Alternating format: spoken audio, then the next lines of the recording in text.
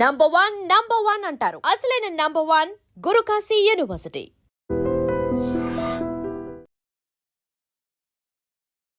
కాసేపట్లో గమ్యానికి చేరుకోబోతున్న ఆ ముగ్గురు యువకులను అంతలోనే మృత్యువు కాటేసింది. ముగ్గురిని అమాంతం మింగేసింది.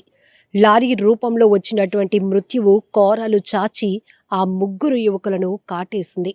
పార్వతీపురం మన్యం జిల్లా కొరిసేల గ్రామంలో తీవ్ర విషాదం చోటు చేసుకుంది.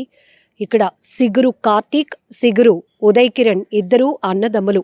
కార్తీక్ ఐటీఐ పూర్తి చేసి హైదరాబాద్లోని ఓ ప్రైవేట్ కంపెనీలో జాబ్ చేస్తున్నాడు. అయితే ఉదయ్ మాత్రం ఇప్పుడు డిగ్రీ చేస్తున్నాడు. వీరితో పాటు దువ్వాన జగన్ అనే అబ్బాయి ఇంటర్ చదువుతున్నాడు. తిను కూడా ఆ బైక్పై ప్రయాణం చేస్తున్నాడు. కొమరాడ పంచాయతీ సమీపంలోని తహసీల్దార్ కార్యాలయానికి దగ్గరగా ఉన్నటువంటి ఒక ప్రాంతంలో వీరు ప్రయాణిస్తున్నటువంటి బైక్ను వెనుక నుంచి ఒడిశా నుంచి వస్తున్నటువంటి లారీ అతి వేగంగా వచ్చి ఢీకొనటంతో ఒక్కసారిగా ముగ్గురు యువకులు కూడా బైక్ పై నుంచి కింద చెల్లాచెదురుగా పడిపోయారు. బలమైన గాయాలయ్యాయి. కాళ్ళు కూడా విరిగిపోయాయి. మొత్తం శరీర భాగాలు కూడా ఛిద్రమైపోయినటువంటి పరిస్థితి. అక్కడ ఆ రోడ్డు ప్రమాద తీరు చూస్తేనే ఎవరికి కంటి మీద కునుకు రాదు. అంత ఘోరంగా జరిగినటువంటి ప్రమాదంలో ముగ్గురు యువకులు కూడా అక్కడికక్కడే ప్రాణాలు కోల్పోయారు. ఎంత బాధాకరమైన ఘటన.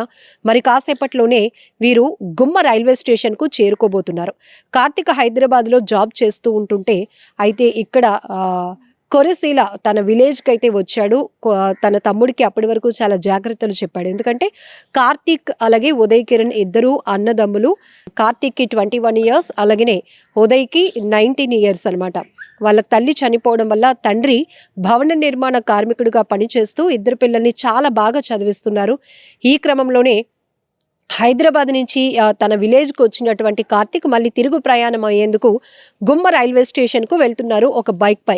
సో వీళ్ళతో పాటు అక్కడ స్థానికంగా తన తమ్ముడికి ఫ్రెండ్ అయినటువంటి ఇంటర్ చదువుతున్నటువంటి జగన్ కూడా వచ్చాడు. ఈ ముగ్గురు ఒకే బైక్ పై వెళ్తూ ఉన్న టైంలో అక్కడ ఒక మలుపు వద్ద ఒడిశా నుంచి వస్తున్నటువంటి లారీ ఢీకొట్టడంతో ఒక్కసారిగా ముగ్గురు కూడా కిందన పడిపోయారు. చెల్లా చెదురుగా పడిపోయినటువంటి వారి మృతదేహాలు తీరు చూస్తేనే రోడ్డు ప్రమాదం ఎలా జరిగిందో, ఏ స్థాయిలో జరిగిందో, ఎంత ఘోరంగా జరిగిందో కూడా అర్థమవుతోంది.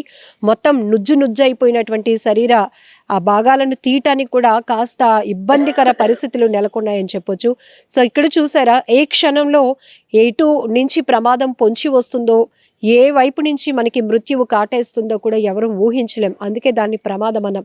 కానీ రోడ్డు ప్రమాదాలు జరుగుతున్న తీరు, అందులో ప్రాణాలు పోగొట్టుకుంటున్న వారి పరిస్థితి చూస్తే గుండెలు అదిరిపోతున్నాయి. ఎందుకంటే చూడటానికి కూడా కాస్త ధైర్యం కావాల్సిన పరిస్థితి. ఆ స్థాయిలో రోడ్డు ప్రమాదాల తీరు ఉంటుంది. ఇక్కడ ఒకే గ్రామానికి చెందినటువంటి ముగ్గురు యువకులు ఈ రోడ్డు ప్రమాదంలో ప్రాణాలు పోగొట్టుకోవడంతో ఆ గ్రామంలో తీవ్ర విషాద ఛాయలు అలుముకున్నాయి. ఒకవైపు ఇప్పటికే భార్యను పోగొట్టుకున్నటువంటి ఆ వ్యక్తి ఇప్పుడు ఎదుగొచ్చిన మంచిగా చదివించాడు, కష్టపడి చదివించి మంచి పిల్లలు జాబ్ చేస్తున్నారు, ఇంకో చిన్నబ్బాయి చదువుకుంటున్నాడు, వాళ్ళ కాళ్ళపై వాళ్ళు నిలబడే పరిస్థితికి వచ్చారు అని సంతోషించే లోపే ఆ తండ్రికి మరొక దెబ్బ, కోలుకోలేని దెబ్బ. ఆ మృత్యువు ఆ ఇద్దరు అన్నదమ్ముల్ని మింగేయటంతో ఆ తండ్రి ఇప్పుడు ఒంటరైపోయాడు, అనాథ అయిపోయాడని చెప్పాలి. ఎందుకంటే ఇక భార్య లేదు, ఇద్దరు పిల్లలు లేరు. ఇలాంటివి ఎవరైనా ఊహించగలుగుతారా? అసలు చెప్పడానికే మాటలు రావటం లేదు. చాలా ఇబ్బందిగా ఉంది. కానీ ఆ పరిస్థితి ఊహిస్తే ఎంత కఠినంగా ఉంటుంది, ఎంత బాధగా ఉంటుందో అర్థమవుతోంది. అలా ఎదుగొచ్చిన పిల్లలు రోడ్డు యాక్సిడెంట్లోనే ఇద్దరు అన్నదమ్ములు కన్నుమూశారంటే ఆ తండ్రి గుండెలు బాదుకుంటూ ఆ కన్నీరు పెట్టుకుంటున్నటువంటి తీరు, ఆయన రోదన ప్రతి ఒక్కరిని కదిలిస్తోంది, కలిచివేస్తోంది. అసలు చూడటానికి కూడా చాలా ఇబ్బందికరమైనటువంటి పరిస్థితులు నెలకొన్నాయి. మరొక వైపు ఈ దువ్వాన జగన్ అనే అబ్బాయి కూడా ఇంటర్ చదువుతున్నాడు. సో వీళ్ళతో పాటు ఉదయ్ వాళ్ళ అన్నని స్టేషన్ దగ్గర డ్రాప్ చేసి వచ్చేద్దాం, తిరిగి రిటర్న్లో ఇద్దరం కలిసి వెళ్ళిపోదాం అనుకున్నారు. కానీ ఇలా వెళ్తున్న ఆ ప్రయాణంలోనే ముగ్గురు జీవితం అర్ధాంతరంగా అక్కడితోనే వాళ్ళ ప్రయాణం ఆగిపోతుందని, వారి జీవితం ఆగిపోతుందని పాపం ఊహించలేనటువంటి పరిస్థితి. చూసారా, ఎప్పుడు ఎటు నుంచి ఏం ముంచుకొస్తుందో ఎవరూ ఊహించలేం. కొన్ని సోషల్ మీడియాలో ఇప్పటికే చాలా వీడియోలు వైరల్ అవుతూ ఉంటాయి.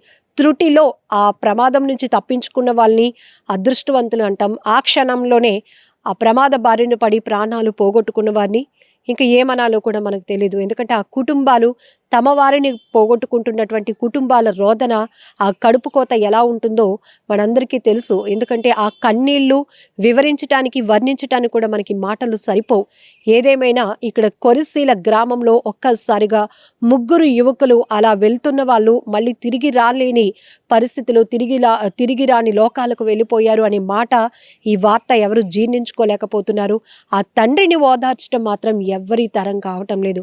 దేవుడా, నన్నైనా తీసుకుపోయావు కాదు, నా భార్యని తీసుకెళ్ళిపోయావు, నన్నైనా తీసుకెళ్ళిపోయి నా కొడుకుల్ని కాపాడవలసింది అంటూ తను ఎలాంటి మాటలతో అక్కడ కన్నీళ్లు పెట్టుకుంటున్నాడంటే, ఎంత గుండెలు బాదుకుంటూ రోదిస్తున్నాడంటే, ఆ మాటలు కూడా చెప్పడానికి కాదు, అతను పరిస్థితిని చూడటానికి కూడా ఎవరికి ధైర్యం సరిపోవటం లేదు.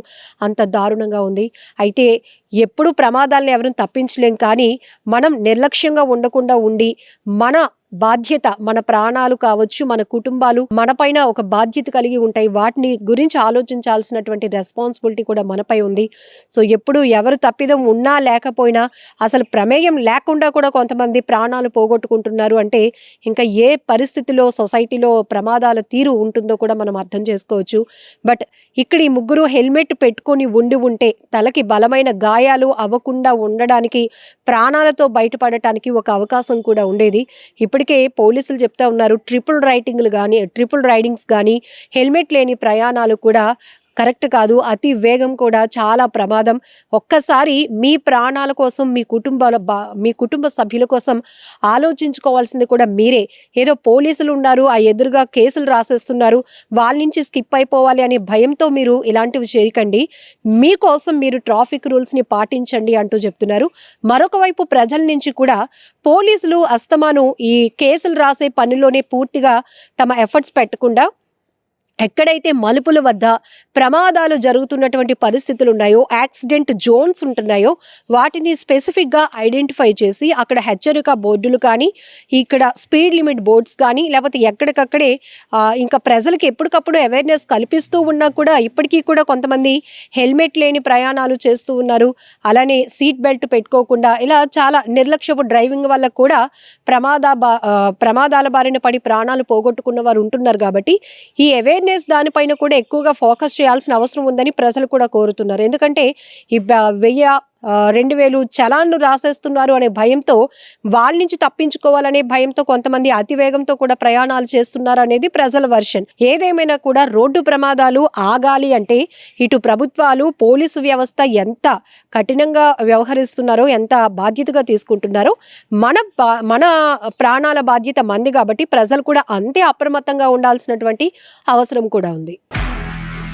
నిజంగా ప్రస్తుతం ఉన్నటువంటి సమాజం దేనికి ప్రయారిటీ ఇస్తుంది? ఆర్థిక సంబంధాల చుట్టూ మాత్రమే తిరుగుతుంది. మళ్ళీ ఎన్నికలంగానే చాలా విరక్తి కలుగుతాను. మంచి అనిపిస్తుంది కదా, లేడీస్ కూడా ఛాలెంజింగ్ జాబ్స్ చేసినప్పుడు చాలా బాగుంటది. ట్రాఫిక్ అసిస్టెంట్స్ గా నియమించిన ట్రాన్స్జెండర్స్ అందరితో సాల్యూట్ చేయించుకుంటున్నారు. ఫుడ్ డెలివరీ ఇవ్వటానికి వెళ్ళినటువంటి డెలివరీ బాయ్ అనిల్ పై కళ్ళ ముందు పెళ్ళండి